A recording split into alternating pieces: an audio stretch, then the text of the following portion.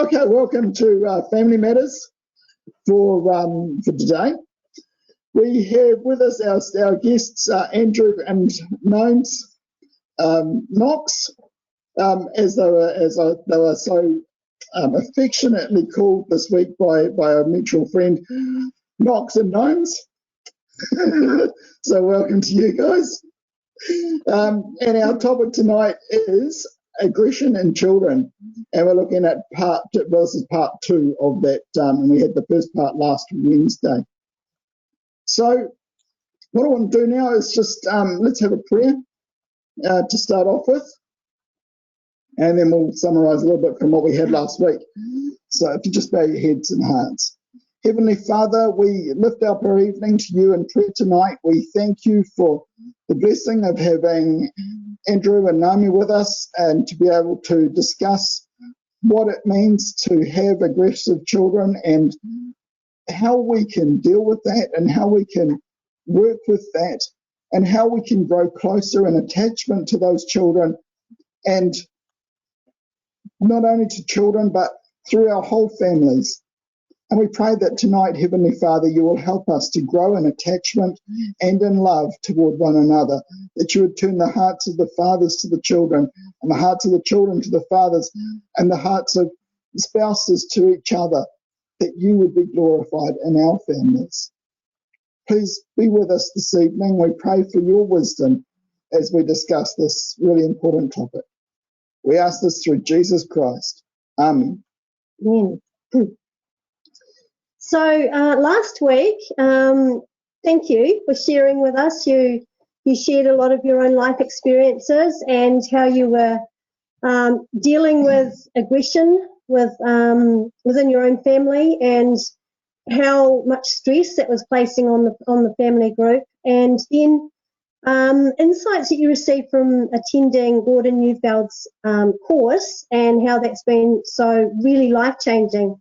And we really found it so fascinating, the roundabout that you described, the roundabout that had exit of change, or exit of adjustment, or exit of attack. And yeah, it was absolutely fascinating. And all these insights are just so applicable, not just to dealing with children, but dealing with adults and people of all ages and stages, really. So that's really applicable material for everything in our lives. So thank you for that. So moving on to tonight. Tonight what we're going to be looking at is going from taking that aggressive nature in the child and how we can work with it, and how we can change to be able to change that aggressive nature into a more of a, I suppose, pliable child. Would that be the word? Yeah. A nicer child. Softening of the heart. Softening of the heart. And there's a really neat reading in Ezekiel chapter 11, verses 19 and 20. Which is talking about Israel, but it's also really appropriate for our children, our spouses, anyone who needs their heart softening. It says this, Ezekiel 11, verse 19. I will give them an undivided heart and put a new spirit in them. I will remove from them their heart of stone and give them a heart of flesh. Then they will follow my decrees and be careful to keep my laws. They will be my people, and I will be their God. So, yeah, last week we learned what an aggressive child looks like. So, and you mentioned about them having hard hearts. So what do we do now to soften their hearts? What do we need to do to build that attachment you talked about? And what does that attachment look like? What should we see in them if they're properly attached to us? Well, I think lots of questions. Yeah, there's lots there. Yeah, you got lots in there, Robert. So that's really like teed us off nicely for the rest of the evening. Yeah, sure. Well, we'll just go to sleep now. Yeah. I think before we get into some of those details, I think there's just a couple of really kind of good things to notice about those verses that you talked about in Ezekiel. And the first thing to notice is that the outcome that God's talking about. He's talking about that when they've done that, then they're going to walk in his ways and keep his statutes after their heart's been changed from a hard heart to a soft heart. And that's going to require a new spirit. And so, God's looking for that outcome in Israel. And that's also what we want to be like with God. We want to walk in his ways as well. And to do that, we need to have soft hearts and not hard hearts. And so that's really good because and also describes what we're looking for with our kids. If we want them to be willing to do things our way and follow our guidance and instruction, to recognise us as the leader and security and guide for their lives, which we as parents are and should be, then we need to soften their heart. If they've got a hard heart, we need to find a way to soften that. And if you just think about that, if you just go back to that roundabout we talked about, there's, on the adjustment or the changing us exit, we saw that can be blocked by the hard heart. A hard heart blocks off that ability to change. So we need to soften. We want to soften our children's heart in order to enable the relationship and enable that for themselves to adjust and change, find their tears. But the other thing that this does is also changing the heart. It also builds up the blockage or the barrier for attack by building up the mixed feelings, for the people that we're attached to. So changing the heart and developing the relationship actually does both those things. And I think that's really what we want to, that's really what we want to talk tonight is about how we can develop that relationship, what that kind of looks like, and some things for that. And that's, I guess, just sort of leading into that. That's kind of how it fits in. Connects the two nights. And also in that verse, it's God who's doing the acting. He's on the front foot. He's the proactive one. He's the one changing the heart. So we as the adults need to be the proactive one, the parents. We are the proactive. Just as God, our Father, has our relationship in his care, we as the parents, we need to be the ones who are looking after and nurturing this relationship. So maybe we just want to define terms. What we mean by attachment, label. So what do you mean by attachment? What does that look like? So I guess most people have heard of attachment parenting, kind of not really talking about that. But I guess, I don't know, we got told this, so we took it as true, that attachment is basically the scientific word for love. So we're talking about that sort of emotional connection and kind of breaking down what that means.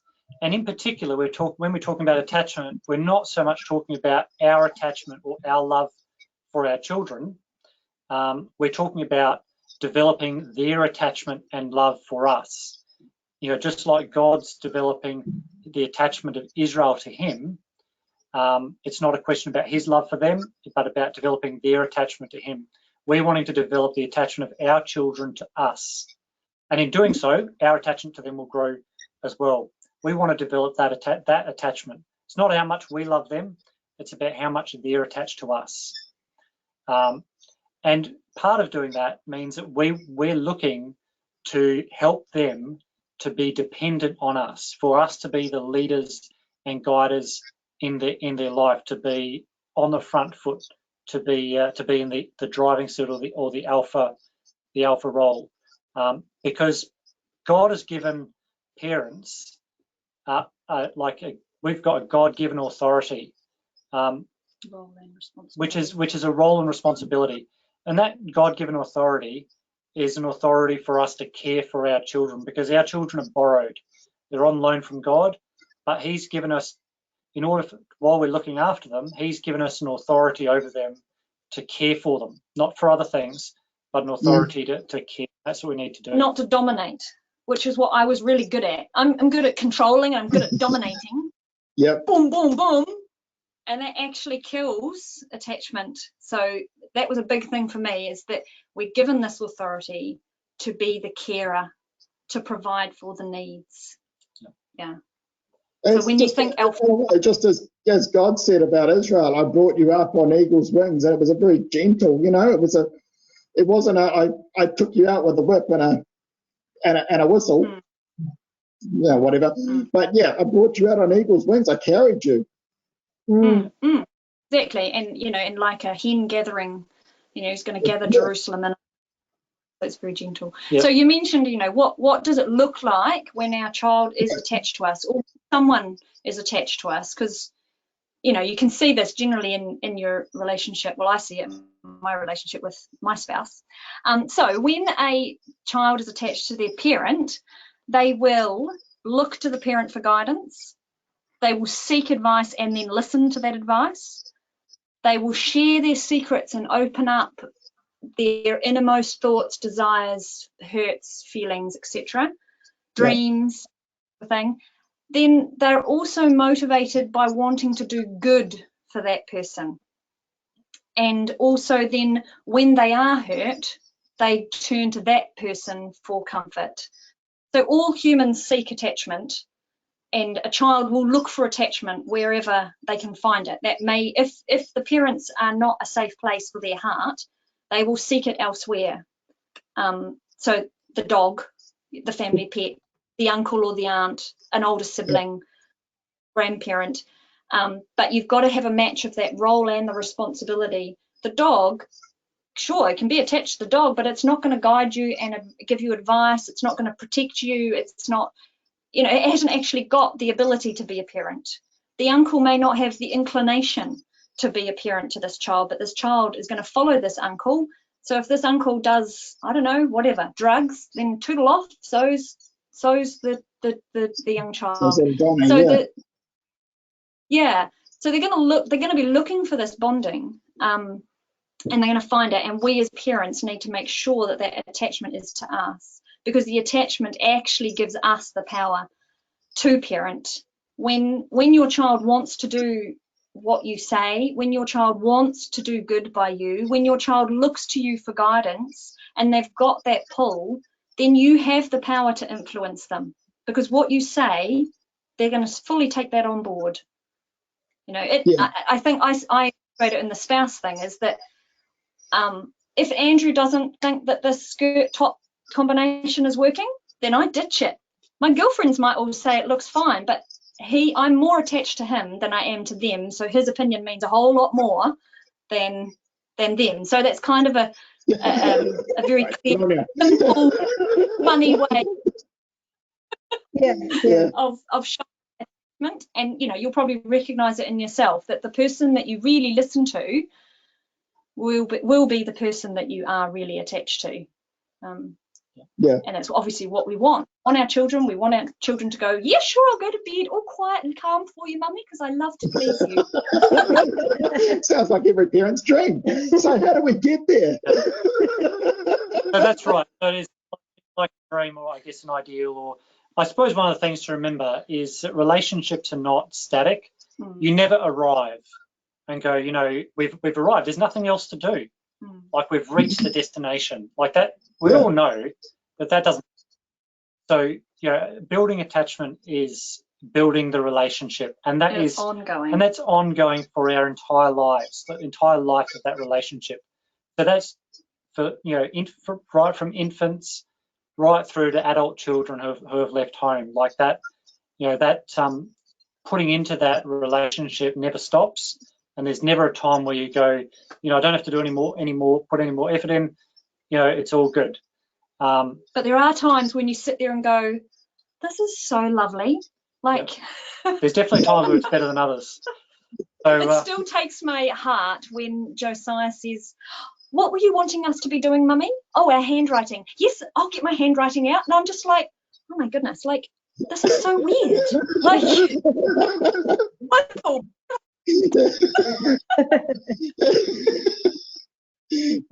That's great. So I guess you get children like that. So I suppose that's what attachment looks like. So that's where we're wanting to wanting to get, and we're wanting to have all those benefits. I guess, And that's really the dream of how do you every get them? parent. It is. That's what we want. And for those of you who are new and just hearing this tonight and you didn't listen to last week's recording, believe you me, what I just said was not happening 3 years ago. We were in a horrible bad space. So just But you can before you listen to that, think we're this idyllically calm and loving family. You need to listen to last week. last week's before listening to this week. So I think one of the good things, one of the good ways, like I know we found to think about it, which Gordon describes in terms of like understanding attachment and how it works, is like the tree. We talked about this last week as well. That what you see is you see the beautiful trunk and the leaves and the branches, and you see all the beautiful above ground stuff. That's what you see when you look at other people's families. You see from the outside, and it all looks wonderful, and you've probably got no idea because it's not your life. But what we're talking about now is we're talking about the roots that are underground. What holds that tree up? And that's attachment here. And there are a set of roots that we need to actively cultivate as parents, and that we can work through in order to grow attachment, enable to support a strong relationship. Yeah. So those are the stages of attachment. Did you want to?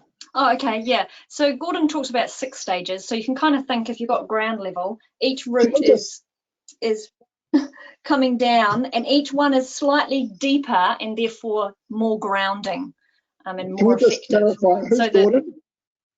Gordon. Oh, so Gordon Neufeld. For those who Dr. weren't here Gordon last Neufeld. week, just explain who Gordon is. Yeah, let's. So Dr. Gordon Neufeld is a developmental psychologist, and we went to a whole day seminar when he was out in Auckland 3.5 years ago on a whole day on understanding aggression in children, and then that totally changed our perspective and opened our eyes and our understanding as to where this behaviour in our son was coming from.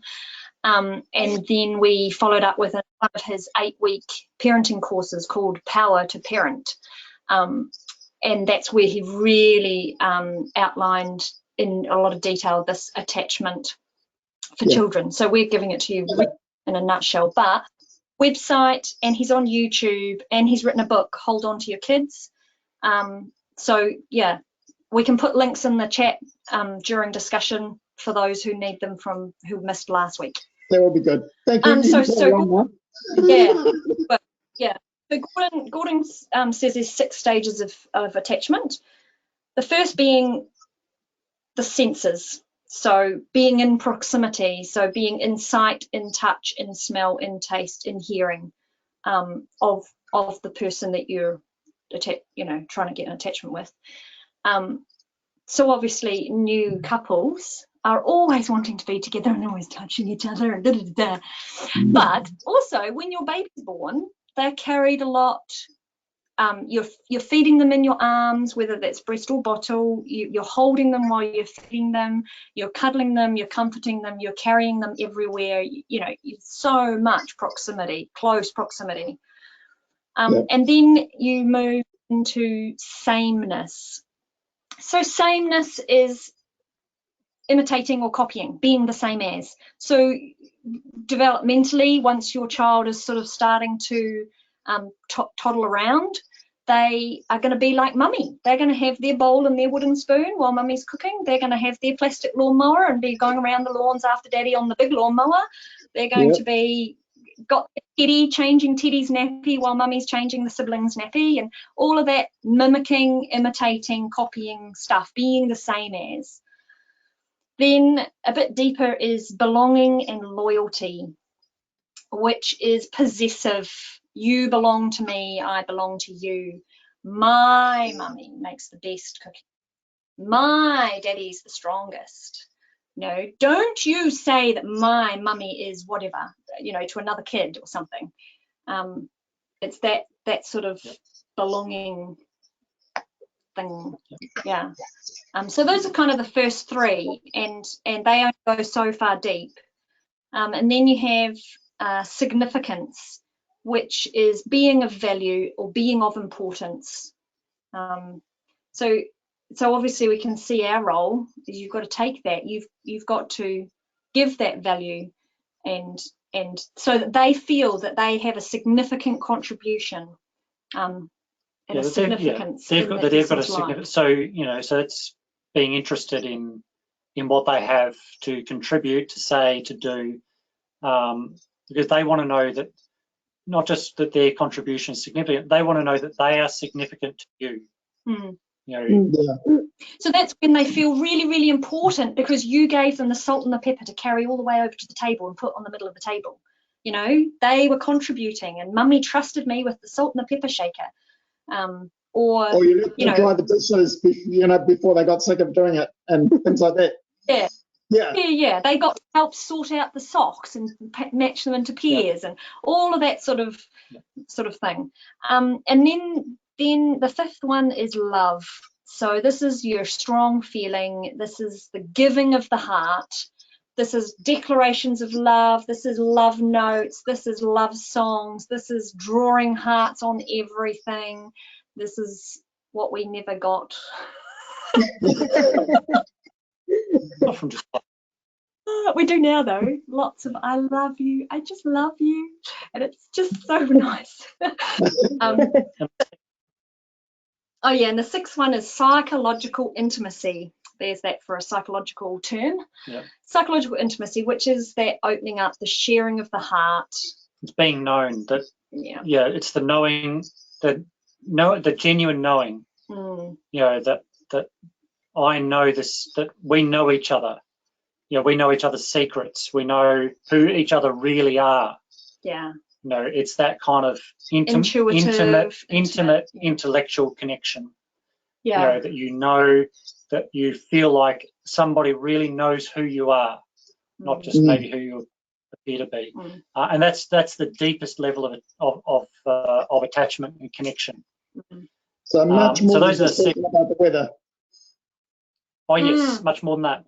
So those are the six. So sameness, so senses, number one. Sameness number two. Loyalty and belonging, number three. Significance, number four. Love, number five. And psychological intimacy, number six.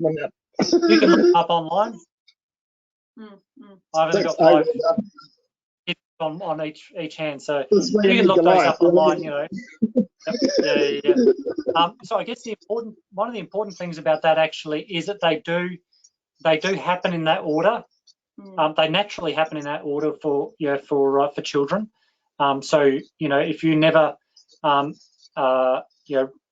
a book or whatever, and you were not parents like us, but you loved your children and cared for them from day dot, this would probably all happen for you without too much difficulty, and to happen in that 6 years or so. In about 6 or 7 years would happen like that, in that sort of natural developmental progressive order. But number one happens before number 6.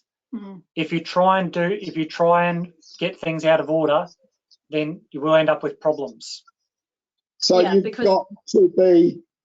got to be close before you can share secrets. Yes. Yeah, you've got to have that base, because then you've built that safety and that trust. If you're going to open up your heart, you need to know that you're going to be safe with that amount of vulnerability. Yeah. So if you have, like I did, raised your child with blame, shame, and hurt, you don't get hearts. You do not, because it is not a safe place for a heart. In fact, I'm going to build a big brick wall around my heart, because out there it's too painful. Yeah. But the good thing is that if you do go back to the beginning, if you go back to number one, however old your child is, if you go back to number one, you can start again. Which is being in close proximity. Yeah, which is being in close proximity. You can start again, and you can rebuild that relationship, and you can do that at whatever age. That doesn't just have to be like, there's no age where you go, you know what, it's too late. You can go back at any time and start. Obviously, the older the child is, the more challenging it is, because you're not starting from a clean slate anymore. Especially if they've already left home. That's kind of tricky. But You just need to be a bit more creative about it. But you go back and you start again at number one, and you find ways to be in proximity to reduce the separation between you, and then you naturally like work your way through. And that happens like you'll know as you go through, because that will naturally occur, and you'll sense how that's progressing. And you'll see as long the as signs. You know what you're looking for. Yeah, and you'll see the signs. So so we see the signs in Josiah for sameness. So we've done a lot of proximity stuff, a huge amount. Obviously, homeschooling was a big part of that, because we're in each other's space 24/7. And in those early days, we weren't doing swimming lessons or music lessons or anything that took us apart, anyone doing anything. So, but you don't have to homeschool in order to get proximity. So we did a lot of proximity, and then we started to see the development of the other things. So particularly what's really clear is that you ask Josiah about climate change, and you will get exactly what Andrew believes about climate change. So obviously, because we're dealing with an older child, the sameness is a bit more complex. It's not a wooden spoon in a bowl like mummy, or pushing the plastic lawnmower. It's adopting daddy's view on a big issue like climate change. So you'll start to see those things, and you can just wrap them up in your heart and just hold on to those little gems of connection, and enjoy them. So can you talk us through how you achieved some of these things? How you set out on this track towards attachment, and what was the process you worked through, and how long did it take to see the changes? Okay, so a couple of things. It was intense. And the first thing that we did, and that I particularly did, was to remove all the shame, the blame, and the hurt as much as possible. Obviously, you still get frustrated, you still get angry, you still overreact or react in the wrong way or manage something wrong. You're not going to do it perfect every time, but to be striving for having no shame, no blame, and no hurt. And I naturally look for something to throw blame at when anything goes wrong in my life, whether it's finding the car keys or burnt something or whatever. But there are some things, there are some things that we went through, which we were told, which actually really helped us quite a bit. And the first was that most of the thing that we actually had to work on was around the proximity thing, and also about reducing the separation. So when you're out of proximity, you become separated, about finding ways to reduce that so that you could maintain a connection. That was one thing. We'll talk a little bit more about that soon. And the other thing was that to give ourselves space and time to make decisions. So, like our kids come to us with, with questions or problems or situations. Can I do this? I want this. And it's easy to feel pressured into that you have to make a complex decision in an instant. Can I go and play there? Can I go and we feel pressured to make a decision quickly, and then we start making inconsistent decisions, or or maybe we start snapping at children because we feel pressured, and we're going through that sort of frustration roundabout. And so one thing that Gordon said about that is that's about finding ways to give yourself time. So, and part of that is talking to children and say, I need to discuss that. I need to discuss that with mum or with dad. I need or let me come back to you in whenever, and also giving yourself some time to make a decision so you can think it through. I need to think about that. Can I get back to you on that? Obviously, you need to follow up and actually get back to them. But finding ways to give yourself time to calm down, and to feel more orderly about making that decision. So it was very important. And then, like I said, about finding ways to maintain the connection and reduce the separation. For example, there's a few things about reducing separation. So when if you've got a child going to school, then dropping the child off at school is you're going to have a whole day where you're going to be separated from each other, a whole school day. So you can make that easier by doing two things. The first thing is talking to the child about the next connection that you're going to have. So you're bridging over the separation. You're talking about the next connection you're going to have when you pick them up, what you're going to do, when you're going to be back together again. That's one thing. And then the other thing is also finding something that they can take with them. If something of yours. If the separation is too much and they're really resistant to letting go of you, then obviously you can think about, do I need this separation? It's obviously one thing, but maybe that's not a choice. Maybe that separation has to happen. Then you can think about, okay, what can I give them of me that they can take a little bit of me with them? So it might be the jumper you're wearing. You go, you know what? I've kind of been wearing it all morning. It's starting to smell like me. Here, you can take that and wear it for the day. Obviously, if they've got a school uniform, it may be a photograph in their reading folder. It may be a little note from you in their lunchbox.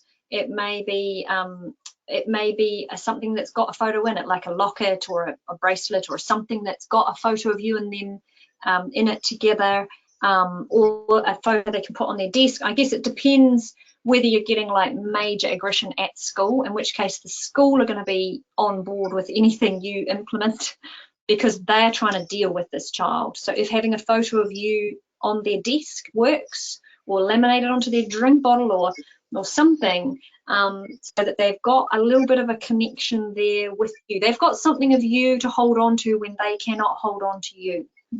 So an example of this was... I was just going to say, you had an interesting example when, Andrew, you went to Vietnam. Yeah, so during the course of this 8-week parenting course, Andrew went to Vietnam for a week. And 2 weeks. Or 2 weeks? Yeah, something. Anyway, not great when you're trying to develop attachment to have a parent disappear off or two. So Josiah's behaviour was off all day. He was really unsettled, and just the day I was leaving. The day Andrew was leaving. Like Andrew was leaving on the midnight flight. So Josiah was going to be going to bed, going to sleep, waking up the next day, and Daddy would not be there for the rest of the week. And I suddenly clicked, I think this might be, we've done all this work on attachment and now he's faced with a major separation and this is causing anxiety. And I eventually got him to have his tears and burst into tears and acknowledge that, yes, this was the issue. And his words were, I've just realised how much I love my daddy and now he's going away. Oh, no. So then what we did was we got one of Andrew's t-shirts and we gave that to Josiah, and Josiah wore it the whole week. He wore it all day and put it on over his pajamas at night, and he did not take it off. The sleeves are way down here and it was just about hanging down to the knee. He did not part with that t-shirt at all. So we've done a lot of that over the time. Even just the other night, I had a very clingy child and I went, would you like my cardigan? Oh, yes, please. Oh, you snuggled into bed. Oh, good night, darling. Bye. Stuck that one in the wash this morning. So that reducing that separation and giving them something of yours to hold to is a key one. The other really powerful and simply easy tactic, strategy that Gordon talks about is collecting. So this is, no, it's gone, good. He talks about collecting the eyes, the nod and the smile. Now, I want you all to think about when you go out the street and you see your neighbour across the fence and you open your eyes. You generally raise your eyebrows or widen your eyes in some way. You smile and you'll say something like, nice day, or you're off to work too, or something like that, to get a nod from them. And we just naturally do that. When you're the doorman at the ecclesial hall, you shake hands, you smile, you open your eyes, you nod, and you start some sort of conversation where you're going to get a positive affirmation back. You know, Yep. I don't know, something about the weather generally, because you're just seeking that very quick connection. So we actually do this naturally, but we actually forget to do it with our kids because we're tearing around the house. We don't make eye contact. We don't stop to talk to them. We just, can you make sure you've got your shoes and get your lunchbox in your bag and your drink bottle and meet me in the car in 5 minutes, and don't forget you've got music lesson today and you have got sports and da da da da da. You know, we're just firing all these instructions out and we forget to actually connect. So collecting the eyes, the nod and the smile. He says, collect more times in the day than you direct. Collect before you direct. Don't just direct. Yeah. And he says, and if you have trouble collecting the eyes, work on your relationship. Because as soon as there's a relationship issue, the eyes will go. Sometimes you can't collect the eyes. Like if someone's driving, you can't collect their eyes because obviously it's an adult now. We're talking about the kids driving. Not a good idea, no. But the child might be watching TV or playing a computer game, or they're knitting or something that needs their eyes on it. They're reading their book. So collect the ears and then the nod and the smile. So you're seeking an invitation into their world, and you're coming alongside in a really friendly manner. So for example, if you've got a teenager who just goes to their room and plays on their device all evening and you can't get them, Adrienne Woods, so that's another, that's an Auckland-based Gordon Neufeld trained parent coach. We'll put her link in the chat as well. We attended one of her seminars, and she gave this story of a father whose son would just go into his room and play on a computer all evening. And the father was just like, I need to connect with my son. So he went in and he just sat next to his son for 20 minutes and just watched him play his computer game. And then he left. And the next evening he went in for 20 minutes and he just sat and he just watched. And he just very gently came into that child's space, and eventually they got to the point where they were playing together, they were talking about the game, and then eventually what happened was the child wasn't in his room when dad got home from work. He would come out and meet dad, they could go for walks, and it just kind of grew from there. But very, very gently, I guess it depends where your child is in age and stage development and their attachment, but you're looking to gently come alongside and collect those eyes or ears, the nod and the smile. So that really sounds like you're sort of moving, you're working towards what they're interested in, moving into their world to try and draw them back out into your world, as it were. Rather than trying to extract them from what they're interested in, you have to sort of be alongside them so that eventually they see you as someone that they want to be attached to and have part of their life. And you're just making, and that you keep it safe. So you're not going, you really should be getting off that computer and spending time with me because we're important and our relationship's important. Oh my goodness, that's not going to go down great. No. That I'm conscious of is that when I come out of bed and I'm heading down to the bathroom, that instead of sticking my head into the kids' room, because they both share at the moment, and going, hey, we need to be getting up and you're on cooking breakfast tonight and this morning, and I want you to vacuum the hallway and make sure you've stripped the bed linen off your bed and, I make sure that actually what I've done is I've collected those eyes or ears, depending if the eyes are open, the smile. So generally something like, good morning. Did you sleep well? You look like you slept well, Josiah. Juliet has not got her eyes open. I go, oh, you look snugly in your bed, and she'll nod and she'll smile. I've got her. And then I go to the bathroom and do my stuff, and I come back, collect again, and then say, it's time to get up now. So, you know, so it's actually really powerful, but it just sounds so simple. And we actually do it naturally with our children. At least And I do. this is so important on all levels, isn't it? Not just the children, but in all relationships. In fact, everything you've said today, I can relate to a marriage or a, you know, an older parents and child relationship, or even if you're trying to build a relationship with your parents. You know, you can do the same sort of things, which is really cool. And if you I really eyes, you know there's a relationship issue. And I really love the point you made before, right at the beginning, where you said this is something that we as parents need to be proactive on. Because, you know, if you're not proactive, you will just lean into your kid's bedroom and you will just go, you know, time to get up, time to, you know, brush your teeth because we're going to be out the door in 5 minutes. You know, without collecting, you've actually got to make that effort. And you've got to be proactive about it. Yeah, be the alpha. You're responsible for this relationship. You know, so it's, And then once you've collected, you still need to keep all that hurt, shame and blame out of the, you know. So that was one really good thing. And then Andrew mentioned before about bridging over the separation.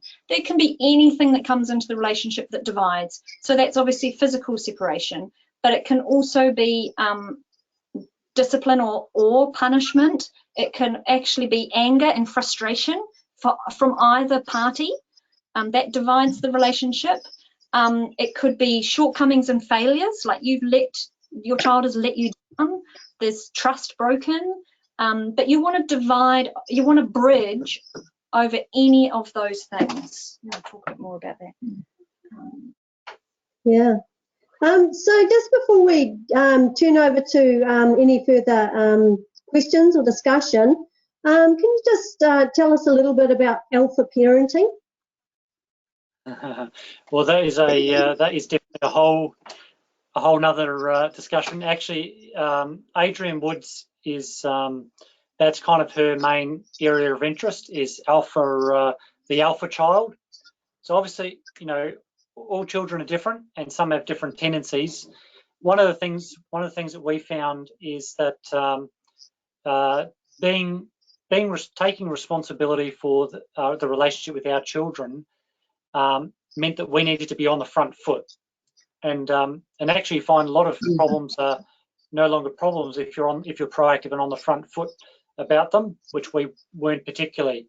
But what we had found is that our son, particularly Josiah, is that he had got into the habit of taking the lead on things because we weren't, and that created a challenge for us to be the alpha because we would find that he would already have made a whole bunch of decisions about things before we'd even got in the door, and so we were thinking, oh, we're supposed to be on the front foot and taking charge of this relationship, but I'm actually just following my son's direction. This is actually not the way it's supposed to work. He's actually supposed to be following mine.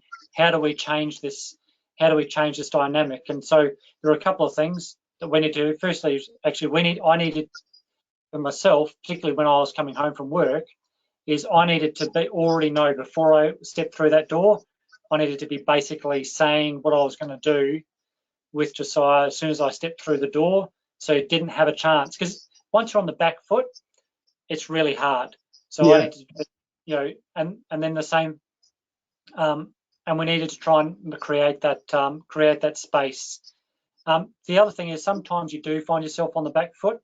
You know, like Naomi's got a story about playing Monopoly with Josiah, and you know, Naomi's been doing something, and Josiah wanted to play Monopoly, and Naomi had kind of given a sort of passive agreement, and Josiah had then gone on, you're going to be red and I'm going to be blue, and you know, we're going to play with the, you know, with the computer rules, it goes faster, and he'd made all the arrangements, and Naomi's like, hang on, like how do I get this? What's going on here? And then she's like, then she says, Andrew, I need to talk to you. So we went down to the bedroom, and Naomi's like, how do I get back in the driving seat on this? Like, I'm on the back foot. I've not made any decisions. He's decided everything. I am happy to play Monopoly with him. Yeah, I'm happy to play Monopoly, but like, how do I? And one of the things that Gordon said, which helped with that, is you don't have to always be forcing yourself to be the boss. If you've got a yes in you, so like the child suggested something, I want to do this, I want to go for a walk, I want to play Monopoly, I want to do this. If you've got a yes in you for that, then make it a real yes. Like not a passive go along, like a yes. Yes, let's do that. We're going to play Monopoly. Yes, we're going to play Monopoly. We're going to play it. We're going to do this and we're going to do that. And you're giving like your overt parental authority to that and approval. You're giving your approval, so you're putting yourself back into that alpha position, that you're sanctioning their decisions. So your alpha child will be the real responsible one, the one who has it all sorted until they don't. And then all of a sudden you go, what? They're in tears. Like, so they're the one that goes, oh, Mum, I've already put the rice on for dinner. Like, we've stayed with friends and we've kind of looked, gone, oh, yeah, this is a real alpha child. She's like, Mum, you give me the keys and I'll get a taxi home and I'll get lunch started. This is after the meeting, you know? So, like, Walter, she's 11. And you're going, wow, okay. You know, Mum's like, yeah, that'd be great. Thanks, darling. You know, just hand over the house keys, get a taxi, go home, start getting lunch sorted. Like, that's your alpha child. Your alpha child is calling the shots, is super responsible, independent, but you want to create dependency. In that parent relationship, you can't be sharing the alpha role. The parent has alpha and the child has to be dependent. That's like us and God. Every time we think we can be God, it doesn't usually go very well. No. We need to realise our dependence on him. So so that sort of thing. So that's kind of the area that Adrian's really quite keen on. Very, and it's a big topic. Yeah. But if you've got a child, so if you've got a child like that, like an alpha child, then there's some different things for kind of specific for that. For develop. So another tip. So one was, if you've got a yes in you for your child, make it a real yes, like a really enthusiastic yes. You don't have to have a yes. You can say no and help them have their tears and deal with that wall of futility around about. But if you've got a yes, really yes it. The other thing is, I've just completely forgotten. Oh, create dependency. When they give you an opportunity to be the carer, go for gold. So they're sick. Yes, that's your opportunity. You tuck them in bed and you make them lemon honey and you sit there and you stroke their forehead and you lay cool cloths over their forehead and you get them Panadol crushed in honey and you just lay it on thick and get them to completely depend on you while they're down. They've stubbed their toe. You go over the top. You get out the Mickey Mouse Band-Aids, you get out whatever it is, and you make sure you have bathed that poor toe and you've bandaged it, and then every few minutes you go, how's that toe feeling? It looked so painful, and just like lather it on, and this child will probably suck it all up because they're so used to being the alpha, the carer, that they're craving this attachment, this attention, and just fake it until it's real. Like, fake it till you make it. Like Adrian says that. She said she just lathered it on her alpha child and she just put on an act. Yeah. And it really worked. Yeah, and it totally worked. Yeah, it's important because like our children are not yet ready to be the alpha leader in life. They're going to be, because we're preparing them for that. We're preparing them for the time when they're going to, because we as parents have got a long view of their development and we're preparing them for that time, but they're not there yet. And so, if they take it on too soon, they don't have all the maturity for that alpha position just yet. Yeah. Yeah. And I notice it. If I realise that Josiah is renegotiating everything I say that he's calling the shots, I realize that it's because I'm not being the alpha. It's probably because I'm preoccupied with something else in my head or my emotions, and I'm just not quite with it. I'm not there fully. And I see that because that now no one's an alpha, so he steps in, yeah. So we've covered a lot tonight, and it's been really, really good. So thank you very much for that.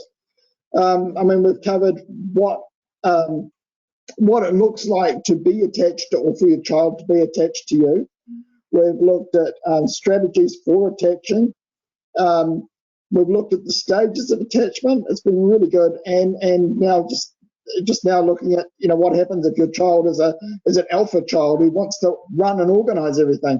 All those are vitally important. Yeah. Things for us to actually be aware of as parents. And I know, I mean, when we were parenting, we had no idea about most of this.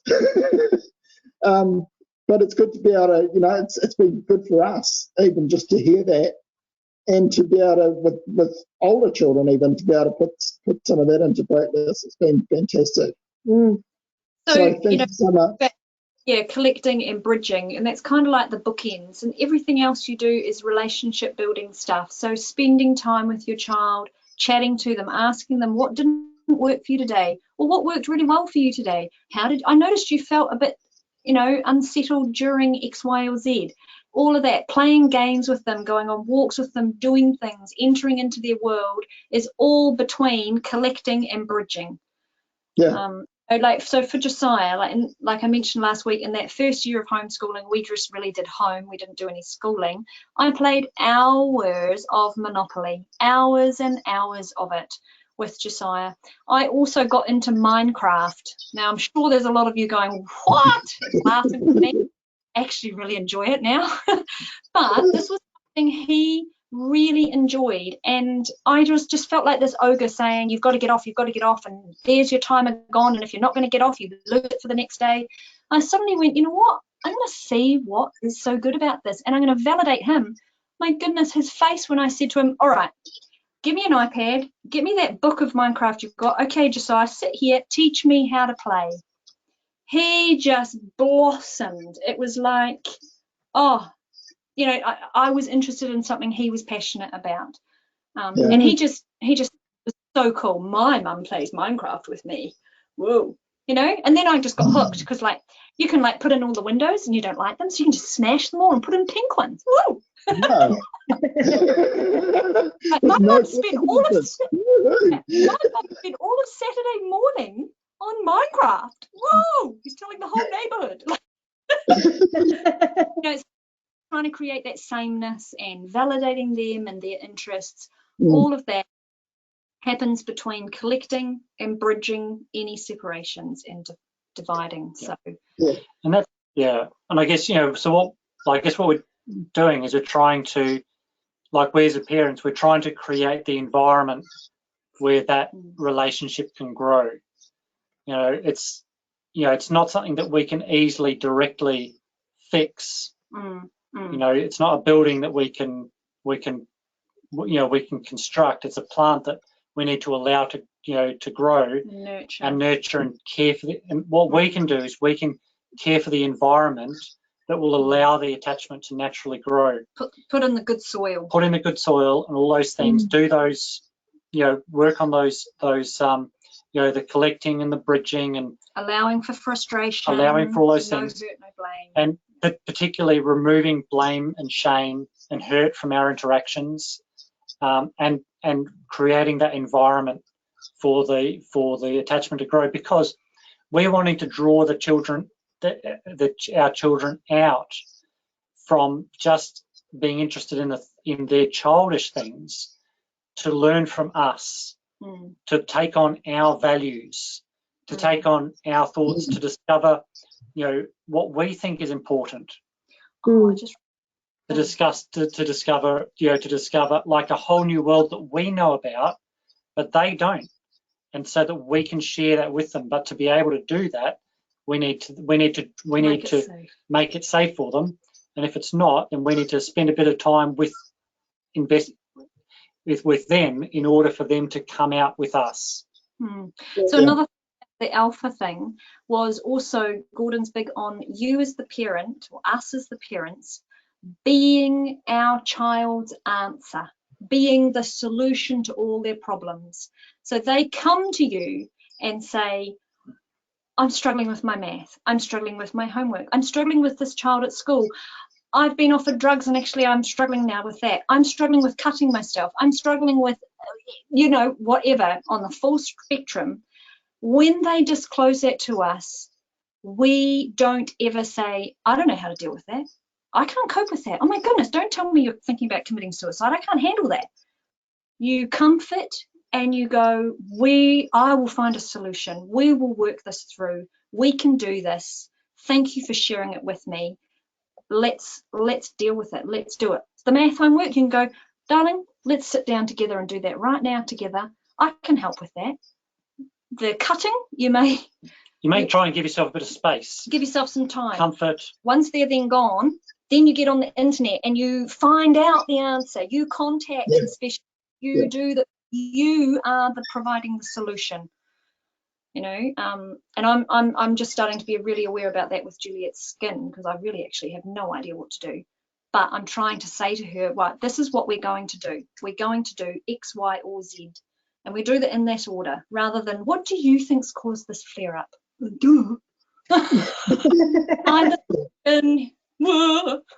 So yeah, that's also about being alpha, and also about the safe place for their problems, that you're not going to say to their problem or their frustration, I don't know how to handle this, I don't know how to handle you, I can't cope with you, you know. Our relationship, you want to say our relationship is strong enough and big enough to cope with anything. Yeah, no, that's really cool. And I think each of us can take something away tonight. And for me, one of those things that's going to be happening in my family is I'm going to be, well, and I've actually been practicing over the week, is collecting, you know, the eyes, the nod and the smile. Yep. So I'm trying to work on that. That's right. So, you know, and you know, I think hopefully it's making an impact. And I think there's was best you suggested earlier, actually, Andrew, while we were talking before this. You said first, Romans chapter 13 verses 9 and 10 says this: and whatever other commandment there may be are summed up in this one rule: love your neighbour as yourself. Love does no harm to its neighbour, therefore love is the fulfilment of the law. And I think that's a really great verse to finish on, because really that's what we've been talking about. We've been calling it attachment, but really what it is love. And love is the fulfilment of the law. Love is what takes us away from the discipline that we were sort of hinting at last week, that where most of us automatically go. And it says, right, we're going to love you through this, and grow a beautiful child of God without that stony heart. Take away the stony heart and give them a heart of flesh, that they would obey God and keep His commands. So, yeah, thank you so much. That's a great. Sorry, I can just say one thing, because that is a great quote, and we haven't really talked about incidents or discipline. We haven't talked about any of that, and we're not going to particularly now. But that's such a good quote, because it reminds us that, you know, the law, you know, the rules and values and law, they're important, but just focusing on the things at the edge and the boundaries, and that is, or on the tree, you know, is not where things are at. Things are at about developing the attachment, the relationship, the love at the heart, and that's what we want to do with, like you said in that quote. That's what we want to focus on with God. And if we do that, then largely the things that those boundary things about the law of Christ, and they take care of themselves. If we focus on that. Totally. Like I seriously have difficulty thinking of a time now where I have to do more than ask Josiah twice to do something. Like, just repeating my instruction is enough. like I said, what did you want us to do? Oh, you wanted us to be doing our handwriting. Like he's like, we've come such a long way, and I know we've still got a long way to go, but the discipline, the punishments stuff is all so few and far between now, because he wants to do what will please us. Amazing. Yeah, it's beautiful. So Isn't this so a picture of our relationship with God, or what it should be? What we should be aiming for, and what it could be if we work towards that end. Yeah. So for families out there who are struggling with kids who are punching you, ripping your clothing, slamming doors, breaking windows, swearing at you, whatever it might be, talking suicide, you can get out of it. At the moment, it feels overwhelming, and even when you start to think about how much work you've got to do to build a relationship, it feels like you're never going to satiate that child. I was there 3 years ago. I just thought I would never give this child enough love or attachment or anything to satiate him, and now I've realized he's satiated. It does work. You can, it can work. Like, I totally know the black space you're in. This kid, you just, but you can, So I really recommend people to look up Gordon Neufeld. You'll get it much clearer from him. Okay, and you'll put those on the chat screen in a few minutes. What I'm going to do is ask you if you wouldn't mind closing with prayer, Andrew. Okay, I can do that. But just before we do that, I'll let you know what's on next. Or actually, I won't. Next week, Monday, 7:30, we will have another one. We haven't quite sorted that out yet, but we will have another Family Matters.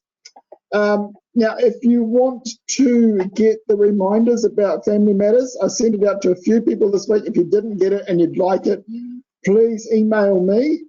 That's robert@thinkythings.com and just put Family Matters in the title bar, or you can write me a letter. That's fine. I don't mind. And then I can send you reminders about what's coming up and what the topics are, because you might not want to tune in every week, but you might sort of go, well, actually that one really is something for me. So get on that email list and check out the links that Andrew and Names are going to put up shortly. And also you can see past recordings as well of Family Matters on our Pakuranga website, and I'll put up that link for you shortly as well. So after this, after Andrew's done a prayer, you can open your mics up and your video cameras, and we'd love to have a chat. Thanks, Andrew. Let's pray. Our Father in heaven, we seek your presence this evening at the end of our Family Matters time together to express our thankfulness for the blessing that we have to call you our Father, to be part of your family, adopted in your Son. We know this is a marvelous privilege that you care for us and have compassion on us, to develop your character in us, that we can become like your beloved Son, our Lord and Saviour. We thank you for the time that we've had to share together.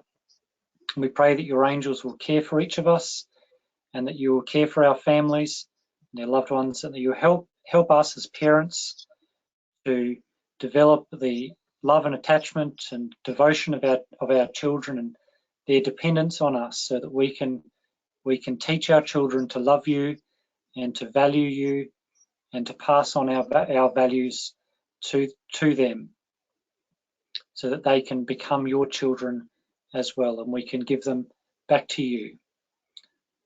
And so we seek your presence and ask your blessing and your care, for we know that you care for us. We pray that you will help us, if our children's hearts are hard and stony, to soften them and turn them to hearts of flesh, as we look forward to your Son's appearing in your kingdom. Please hear our prayer in heaven where you are, for we seek your presence in your Son's blessed name, our Lord Jesus Christ. Amen. Amen.